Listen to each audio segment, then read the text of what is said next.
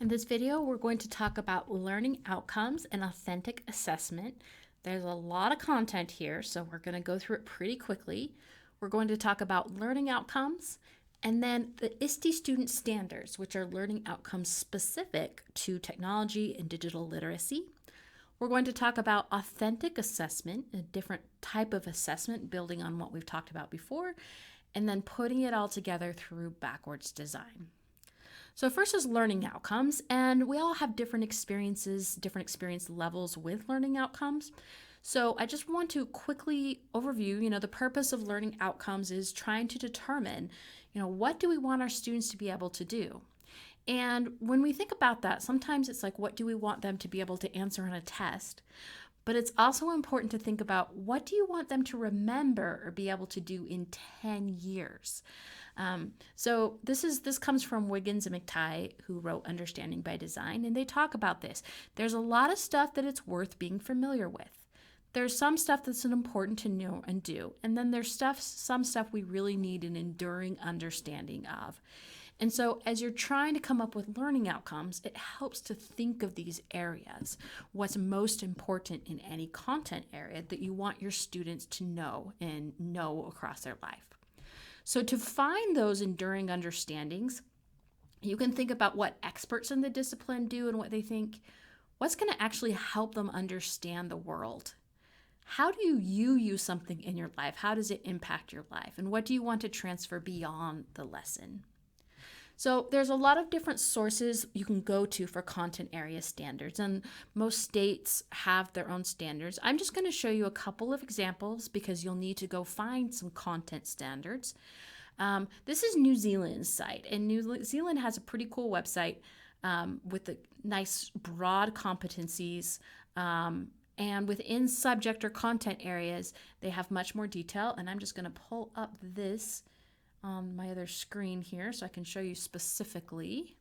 So you can see this is English and what they're doing with English, and they talk about the structure, and then they have specific learning objectives or outcomes for each type, and you can see there's a whole bunch of different areas there. So that's a good place to get learning outcomes. You can also look, this is Common Core Standards. I just searched Common Core Standards, and you can see these are a little bit more detailed and minute in them. New Mexico, I Googled New Mexico state standards, and you can pull up standards that way. It's thinking about, what do we want students to know?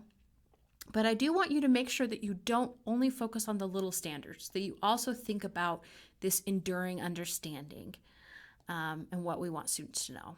So with that, we come to, what do they need to know about technology, right?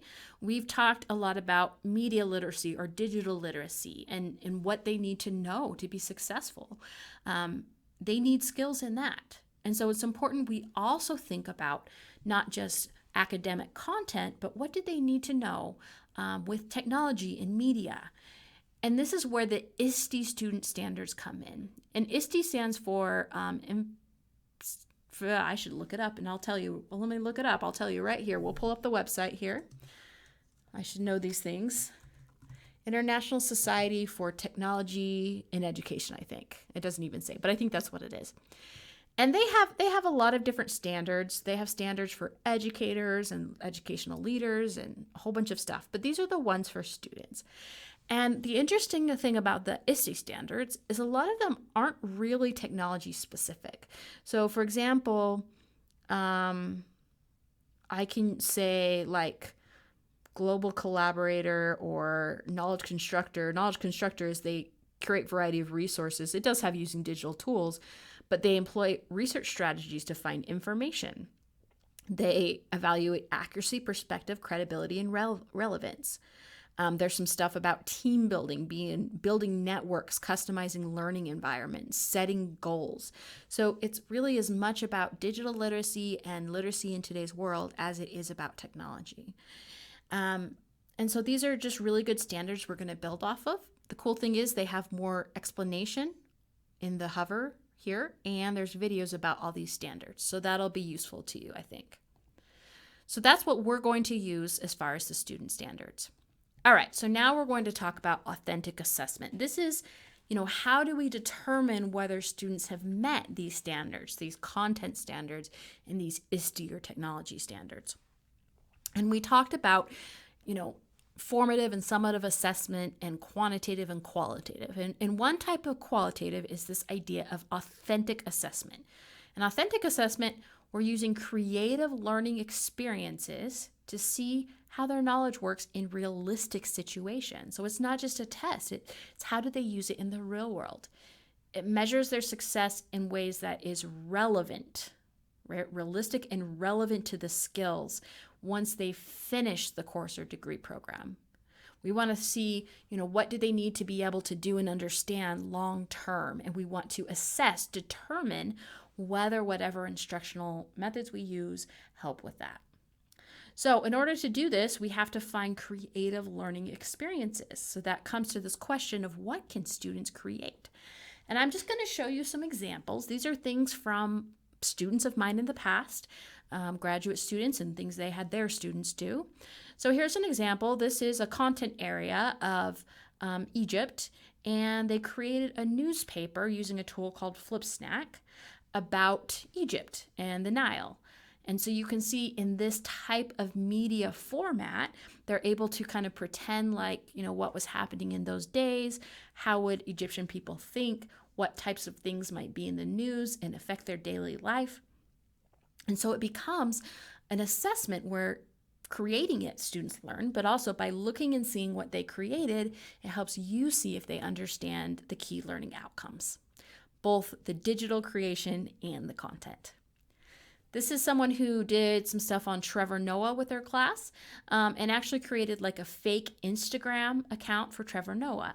So that demanded pulling in key parts of his life and understanding what would be most important to Trevor Noah. This is before he had any controversy. And so it helped them kind of give their own picture of what's important about Trevor Noah. This is a Twitter discussion. So this was actually about, what's the book called? Julian Tells, I think is the book.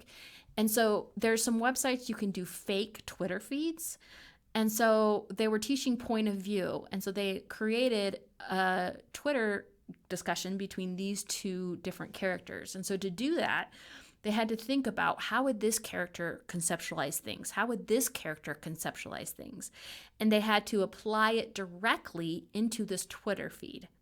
And so they're thinking about how to communicate online, but they're also showing their understanding of the characters and point of view. This was something I did.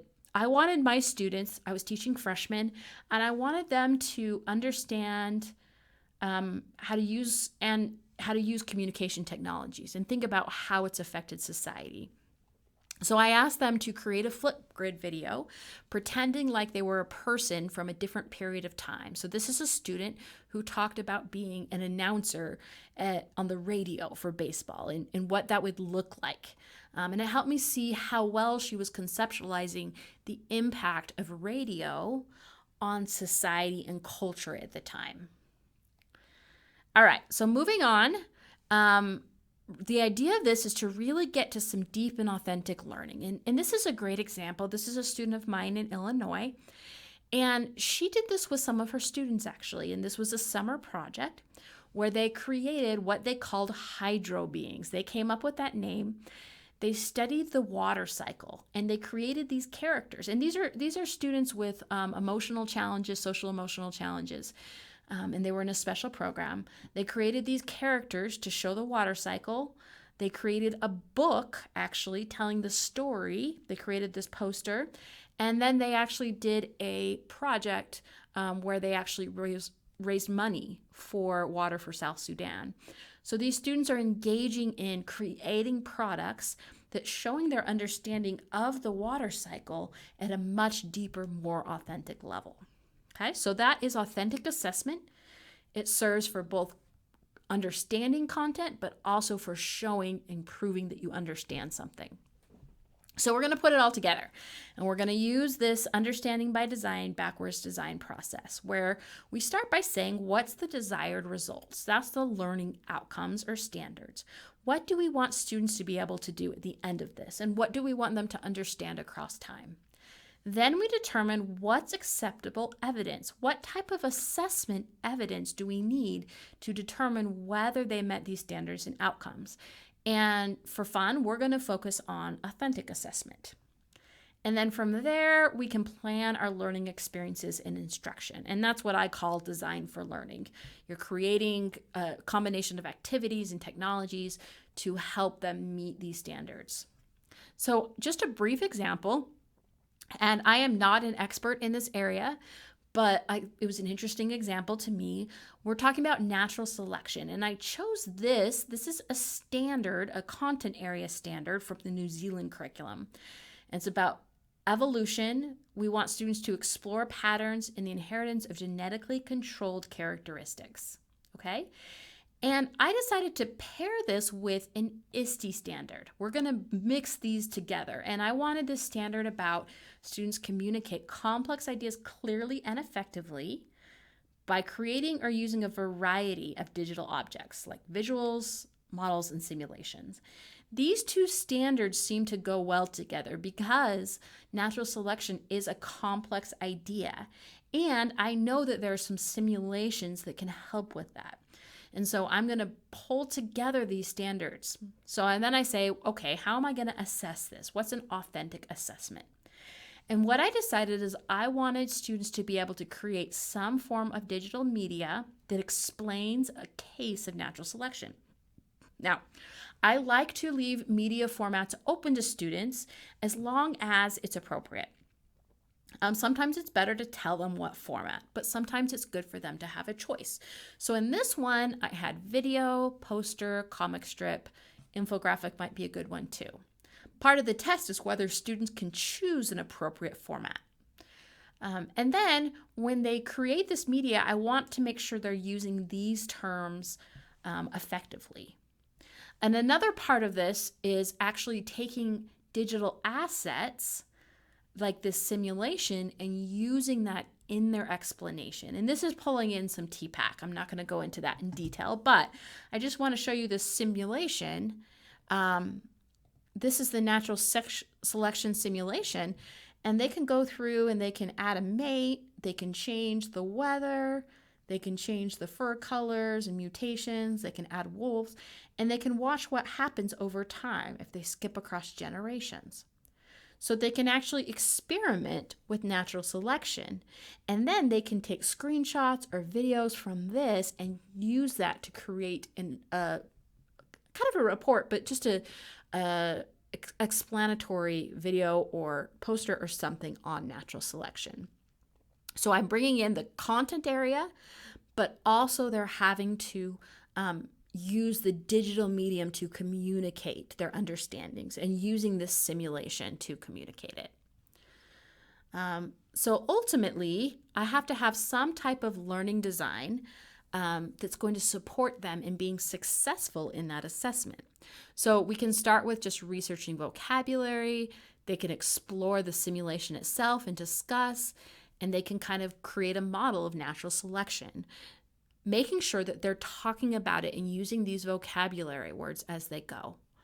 From there, they can do some technology practice, like practice taking screenshots so that they can use that simulation to explain the concept.